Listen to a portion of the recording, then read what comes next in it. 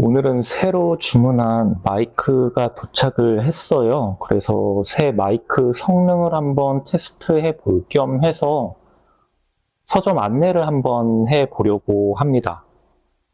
네, 제가 인스타그램에는 여러 차례 올리기는 했는데 실제로 유튜브 채널에서는 서점에 관련된 소개라거나 아니면 안내라거나 또 여기 내부의 공간을 제대로 보여드린 적이 없는 것 같아요. 네, 없지요.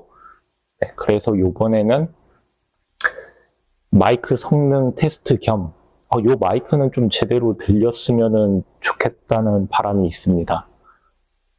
제대로 효과를 봤으면 좋겠는데요.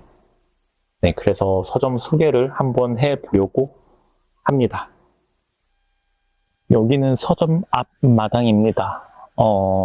서점은 영월군, 강원도 영월군 무릉도원면에 위치하고 있어요. 마을 이름이 무릉도원면이죠. 좀 마음에 듭니다. 오늘은 날이 조금 흐리기는 한데요. 먹구름이 많이 끼어 있는데 그래도 이렇게 전체적인 풍경을 보시기에는 괜찮으실 것 같아요. 지금 옆쪽으로 고양이가 2마리 이쪽으로 다가오고 있는데 카메라를 잠시 지금 앞에 걸어오고 있는 아이가 요리이고요. 저쪽 뒤쪽에 있는 아이가 두부입니다. 저랑 같이 서점에서 살고 있는 2마리의 고양이들이고요. 촬영을 하는데 계속 쫓아와가지고 방해를 하고 있어요. 원래는 저랑 같이 살던 집고양이들인데 이곳으로 서점이 2년 전에 이전을 해왔어요. 작년이죠. 작년에 이전을 해왔는데 그 전까지는 저랑 같이 아파트에서 살다가 작년부터 이쪽으로 이사를 오고 나서 풀어두게 되었는데 이제는 거의 야생 고양이가 다 되었죠. 이제는 길고양이들, 똥고양이들이 다 되었어요. 네, 서점 정문 모습입니다. 인디문학 1호점. 그래서 저희 유튜브 채널도 문학1로 되어 있죠. 아무래도 저 인디와 호점을 빼야 되지 않나 라는 생각으로 유튜브 채널은 문학1이라고 이름을 지었습니다. 서점은 원래 영월 읍내에서 한 4년 정도 운영을 하다가 재작년에 이쪽으로 이전을 해와서 이어가고 있습니다. 지금이 이제 6년 차가 되었네요. 2019년 4월, 정확하게는 3월부터 운영을 시작을 했으니까요. 이제는 6년 차가 되었습니다. 네, 여기가 제가 이제 유튜브 콘텐츠로 책 추천해 드리는 콘텐츠를 찍을 때 사용되는 배경이고요. 뒤쪽으로 거울과, 그림들, 명화들, 그리고 제가 인연이 닿아가지고 부탁을 해서 얻게 된 그림들로 되어 있고요. 저쪽에, 조금 더. 네, 이렇게 하면은 해바라기 그림 왼편으로 이제 파란색 해중유천 서예가 이정화 작가님의 작품이고요. 제가 전시회 갔다가 너무너무 마음에 들어서 그 자리에서 바로 구입을 했습니다. 네, 해중유천. 바다 가운데 하늘이 있더라. 이상하게 저는 저 작품이 너무너무 마음에 들었어요. 그래서 구입을 해서 걸어놓게 되었고요.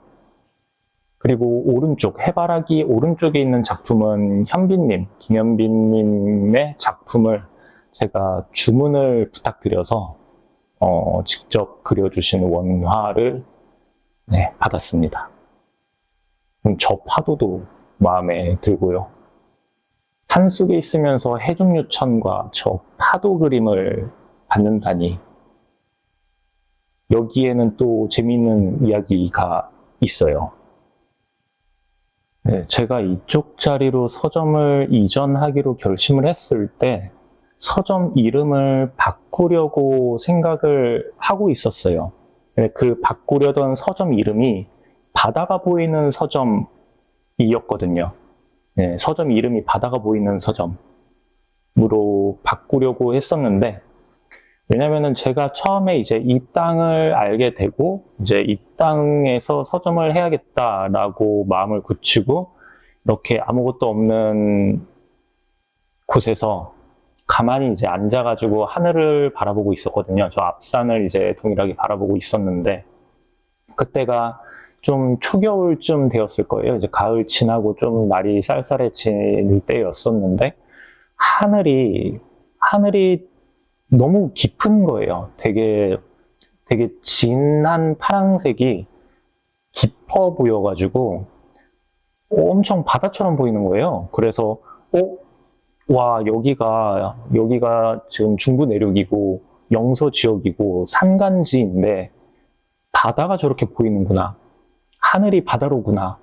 라는 생각이 번뜩 들어가지고, 그래서 이쪽으로 서점을 이전해 오면은 서점 이름을 바다가 보이는 서점으로 바꿔야겠다. 라고 생각을 했었거든요. 하지만 결과적으로는 바뀌지 않았는데요.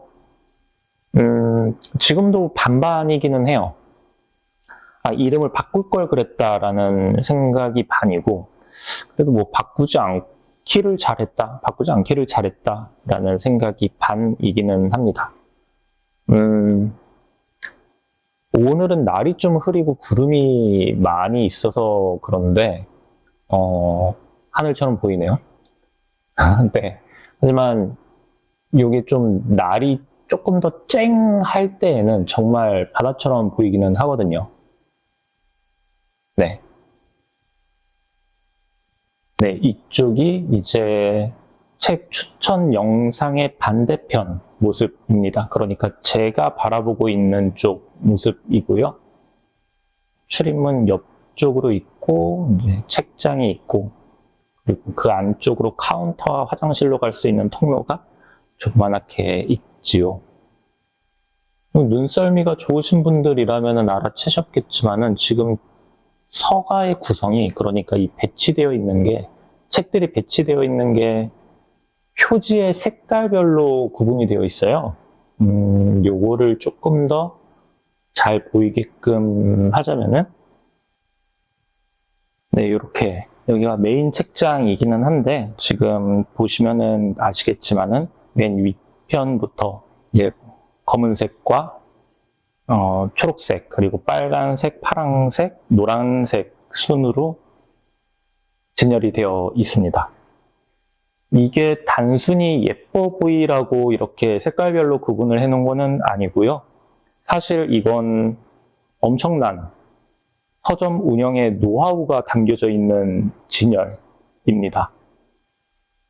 이게 뭐냐면은 제가 처음 서점을 시작했을 때에는 당연히 저도 이제 배치를 할 때, 진열을 할 때 장르별로 아니면은 작가별로 그렇게 구분을 지어서 딱딱 예쁘게 진열을 했었는데요. 그렇게 해 놓으니까 큰 문제가 있더라고요. 손님들이 서점에 방문을 하셨을 때 본인이 좋아하거나 관심이 있는 장르가 아니면 안 보세요. 안 보시는 문제가 있더라고요.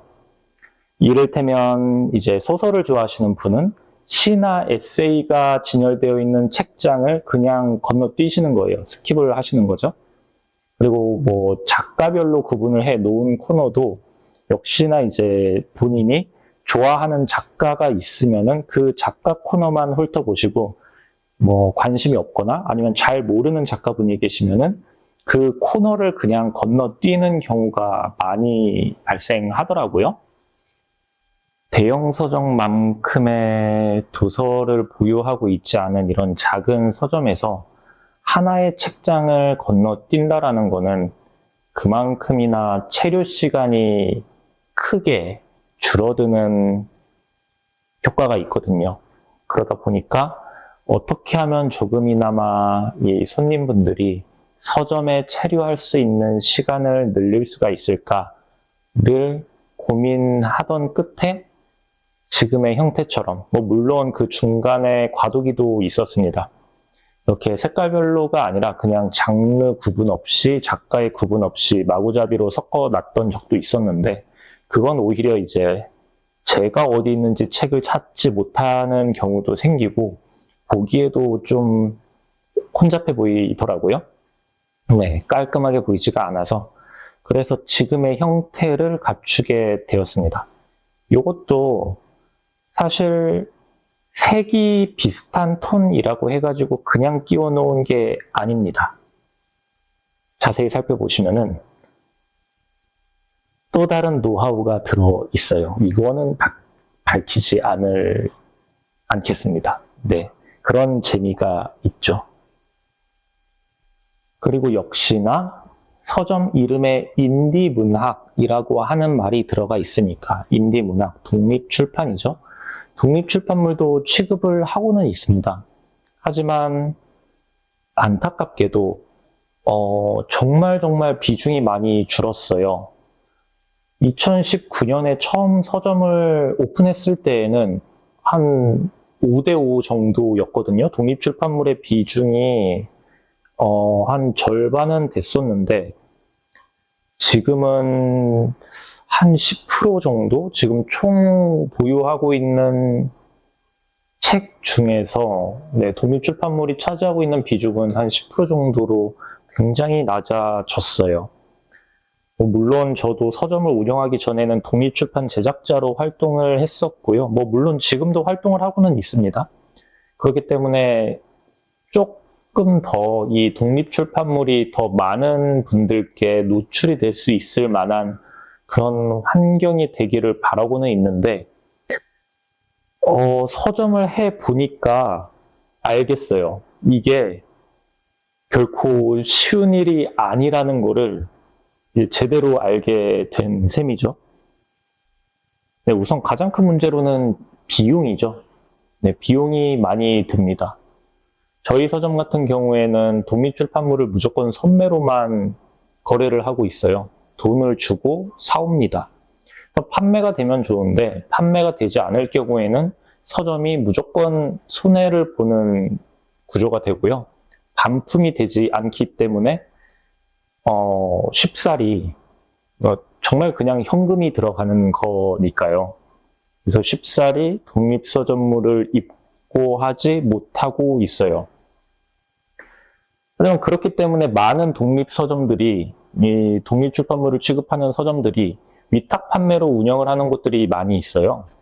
근데 위탁 판매의 경우에는 이제 재고 관리와 정산의 문제라고 해야 될까요? 그 문제가 있습니다. 제가 리스크를 안고서도 독립출판물을 무조건 선매로 들여놓겠다라고 다짐을 한 게, 앞전에도 이야기를 드렸지만 제가 독립출판 제작자로 활동을 할 때 정산이 쉽지가 않아요. 서점으로부터 받는 정산이요.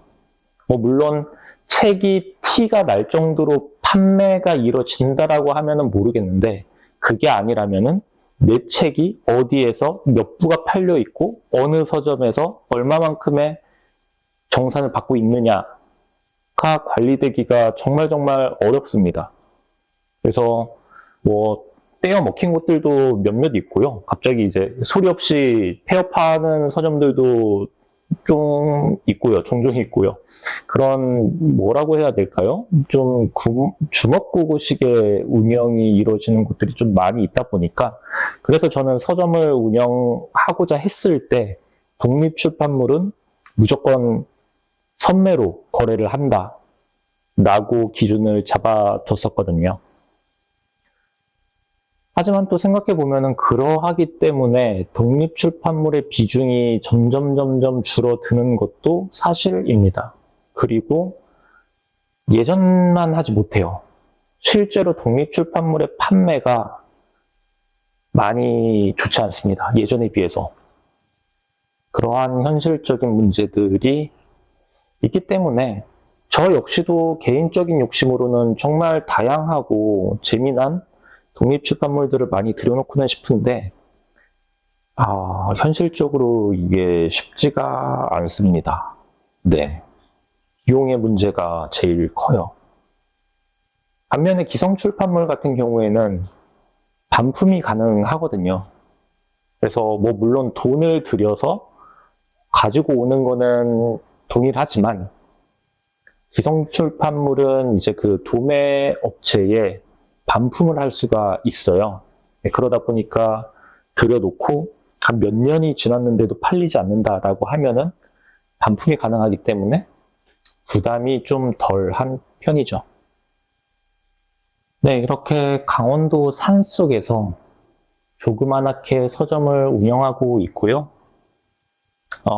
문학 전문이라고까지는 좀 부끄럽고 문학 위주의 서점이다 라고 소개를 할 수 있을 것 같습니다.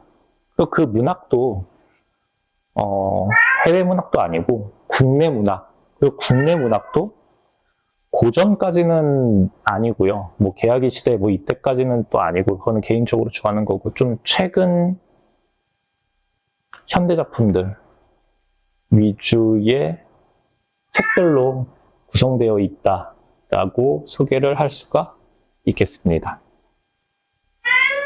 고양이 2마리와 함께 지내고 있는 산속 서점이죠.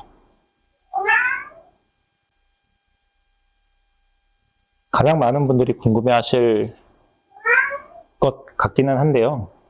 이렇게 외진 곳에서 산속에서 서점만 운영을 하면서 저희 서점은 커피나 음료 판매하지 않습니다. 책만 팔고 있어요. 제가 읍내에 있을 때 커피랑 음료를 판매해 본 적이 있는데 확실히 책을 사러 오시는 경우보다 커피를 마시러 오시는 경우가 많아지더라고요. 뭐 자연스러운 흐름이겠죠. 네, 그러다가 이제 설거지를 막 이렇게 하고 있는데 내가 지금 무엇을 하고 있는 건가라고 하는 현타가 조금 왔어요. 그래서 그 이후로는 커피와 음료를 판매하고 있지 않습니다. 책만 판매를 합니다. 다시 돌아와서 책만 파는 이 산속 서점이 책을 팔아서 운영이 되느냐가 많이들 궁금해 하실 거예요. 실제로 가장 많이 받는 질문이기도 하고요. 하지만 그건 산속에 있기 때문이 아니라 서점이기 때문에 운영이 어렵죠. 네. 장소의 문제가 아니라 업종의 문제라고 저는 생각을 해요. 정말 뭐 유명한 몇몇 곳이 아니면 동네 서점이 책만 팔아서 운영이 된다라는 거는 거의 기적에 가까운 일이 아닌가라고 생각을 합니다. 그래서 이것저것 시도를 하고 있어요. 저 역시도 서점 운영으로 돈을 벌어본 적은 없고요. 매년 적자였는데 그 적자의 폭이 조금씩 감소하는 추세다. 감사하게도 조금씩 매년 감소하고 있는 중입니다. 거기에 만족하고 있고요. 이걸로 큰 돈을 벌겠다라는 생각은 진즉에 버렸죠. 아니, 했던 적이 없던 것 같은데 책을 팔아서 돈을 벌겠다라는 생각을 일반적으로는 하지 않을 것 같아요. 네, 그렇습니다. 그렇기 때문에 저 역시도 이제 보이지 않는 곳에서 열심히 외주를 하고 있고요. 그리고 틈틈이 글을 써서 고료를 받기도 하고 또 감사하게도 제가 만든 책 이제 구매해 주셔서 그것들로 용돈벌이를 하고 있고요. 부지런히 지내고 있습니다. 유튜브를 시작을 한 것도 다양한 활동들을 우선 하자가 모토다 보니까 이게 돈을 노리고 한다라기보다는 일단 뭐든 할 수 있는 거는 하자라는 생각으로 시작을 하게 되었고요. 하다 보니까 또 좀 더 잘 해보고 싶다라는 욕심이 드는 것도 사실입니다. 그래서 마이크를 샀어요. 제가 웬만해서는 이런 새로운 일을 시작할 때, 투자를 안 하는 타입이거든요. 그래서 가지고 있는 걸로 최대한 해보다가 어느 정도의 인사이트가 나왔을 때 이제 그제서야 장비를 좀 구매를 하는 타입인데, 요번에는 제가 편집을 하면서도 너무 귀가 아파가지고 마이크를 샀고요. 이 다음에는 뭐 구독자 수가 한 100명 정도가 된다라고 하면은 짐벌도 하나 사볼까 생각은 하고 있습니다. 네, 책 추천 콘텐츠, 저도 좋아서 만들고 있고요. 그리고 책이라는 게 워낙에 취향을 많이 타거든요. 개인별로 취향을 많이 타다 보니까 불특정 다수를 대상으로 어떠한 책을 추천을 하는 거는 조금 약해요. 네, 의미가 좀 약할 수밖에 없다라고 생각을 합니다. 그렇기 때문에 이제 맞춤형, 개인에게 딱 맞는 책을 추천해 드리는 콘텐츠를 시작을 하게 되었고요. 신청 많이 해주세요. 사실 책 추천 신청이 너무 저조해가지고요. 저조가 아니라 이제 없어요. 네, 없어서 더 이상 콘텐츠 진행을 못하고 있는 상황이라, 그래서 설문지도 좀 손을 봐서 이제 간략하게 바꿨어요. 그러니